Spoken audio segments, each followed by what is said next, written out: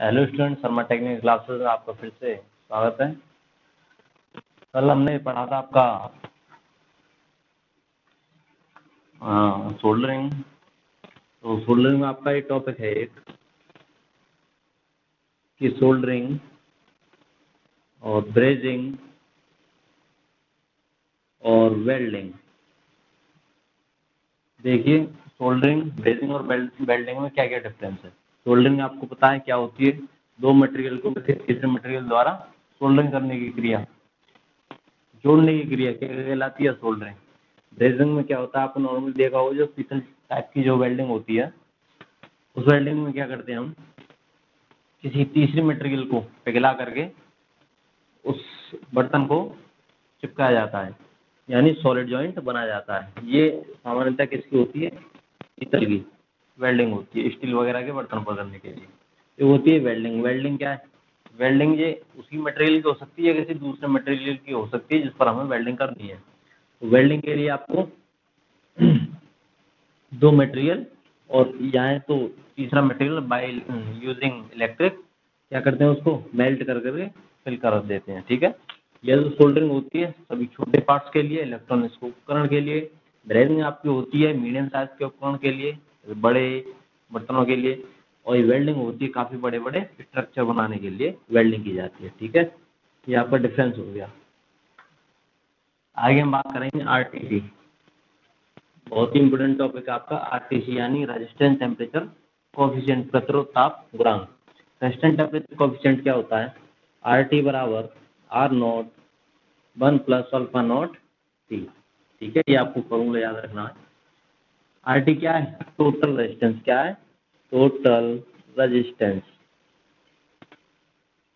Are note क्या है, are note है resistance, resistance at 0 degree centigrade पर टेम्परेचर कितना है, टेम्परेचर पर रेजिस्टेंस कितना है। 1 प्लस अल्फा नोट क्या है, अल्फा नोट है टेम्परेचर कोफिशिएंट। ठीक है, आई टी क्या है, टेम्परेचर। ठीक, किसी भी नॉर्मली सिंपल सा न्यूमेरिकल आ जाता है जो इस फॉर्मूले की सहायता से आप टोटल टेम्परेचर बता सकते हो। ठीक है, टेम्परेचर कोफिशिएंट में हम देखेंगे ये होता है पॉजिटिव टेम्परेचर कोफिशिएंट और ये होता है negative temperature coefficient. Positive temperature coefficient वो कोफिशिएंट है जिसका किसी भी मटेरियल का टेम्परेचर बढ़ाने से उसका रेजिस्टेंस क्या हो जाए, इंक्रीज हो जाए। तो कौन सा होगा, वो पॉजिटिव टेम्परेचर कोफिशिएंट होगा। यानी टेम्परेचर बढ़ाने से क्या हो रहा है, रेजिस्टेंस इंक्रीज हो रहा है।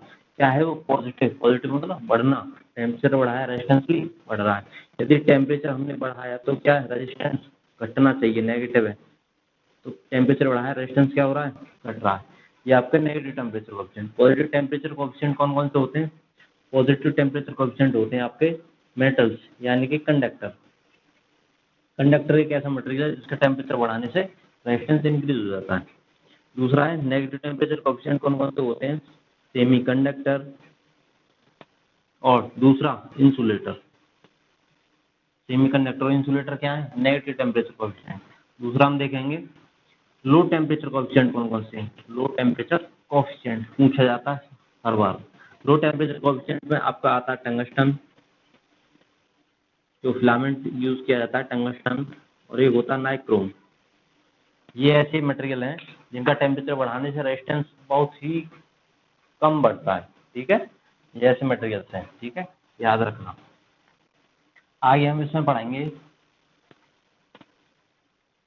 वोल्ट मीटर और एमीटर के कनेक्शन, उनके इंटरनल रेजिस्टेंस के बारे में। देखिए, सबसे पहले देखिए एमीटर, दूसरा देखिए वोल्ट मीटर। एमीटर का सिंबल ये होता है, वोल्ट मीटर का ये होता है। ठीक है, एमीटर कहाँ कनेक्ट किया जाता है, एमीटर कनेक्ट किया जाता है सीरीज में, और वोल्ट मीटर पैरेलल में कनेक्ट किया जाता है। ठीक है, इसका जो इंटरनल रेजिस्टेंस होता है आर आई, ये क्या होता है, बहुत ही लो, कम होता है, बहुत ही कम होता है इंटरनल रेजिस्टेंस, आंतरिक प्रतिरोध। दूसरी बात करेंगे इसका जो एमीटर का इंटरनल रेजिस्टेंस है, आइडियल कंडीशन पर बात करें, आइडियल कंडीशन पर इसका जो इंटरनल रेजिस्टेंस होता है वो होता है आपका 0 आइडियल कंडीशन पर। सेम वोल्टमीटर देखेंगे तो इसका जो इंटरनल रेजिस्टेंस होता है वो कितना होता है, हाई। यदि आइडियल कंडीशन पर देखेंगे तो कितना होता है इसका इंटरनल डिस्टेंस, इनफाइनाइट, यानी बहुत अधिक होता है। ठीक है, या सीरीज में कनेक्ट किया जाता है या पैरेलल में कनेक्ट किया जाता है। ठीक है,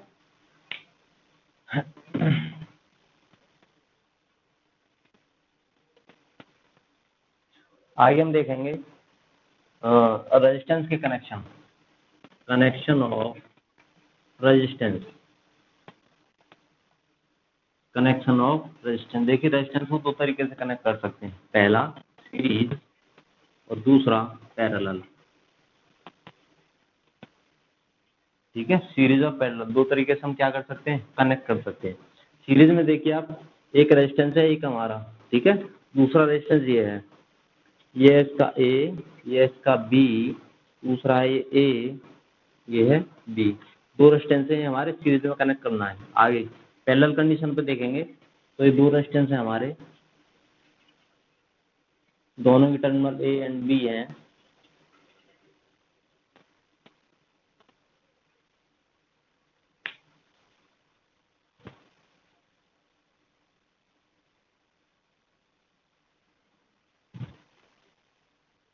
चलो दो रेजिस्टेंस है हमारे ए एंड बी। ठीक है, तो क्या करेंगे हम सीरीज में, पहले रेजिस्टेंस का दूसरा और दूसरे का पहला कनेक्ट कर दिया तो किस में हो जाएगा, सीरीज टाइप हो रहा है, यानी इस तरीके से हो रहा है, इनका जॉइंट इस तरीके से किया जा रहा है। ठीक है, तो ये R1 है, ये R2 है।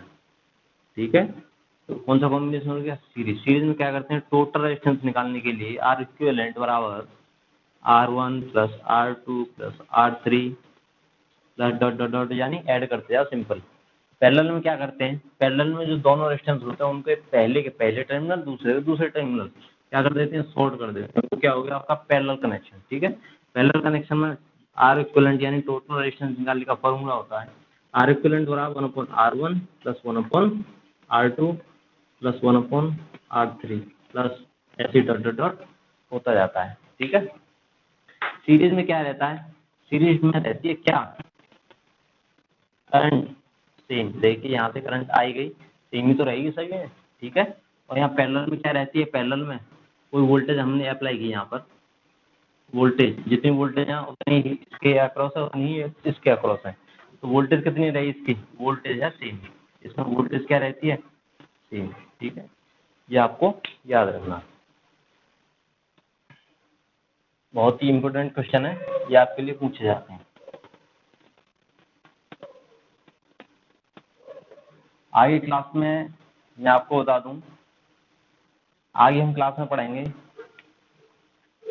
व्हीटस्टोन ब्रिज, इससे हर बार ये क्वेश्चन पूछा जाता है, अप्रॉक्सिमेटली एक साल पूछा जाएगा तो एक साल नहीं, फिर अगले साल पूछा जाता है। अगला उससे आगे हम पढ़ेंगे व्हीटस्टोन ब्रिज से आगे इंडक्टर, जितना भी अब तक रामायण चल रही थी उस सभी थी किसकी, रजिस्टर की, लेकिन अब क्या पढ़ेंगे हम, इंडक्टर, उसके बाद कैपेसिटर, नेक्स्ट क्लास में। ठीक है, नेक्स्ट क्लास होगी विल बी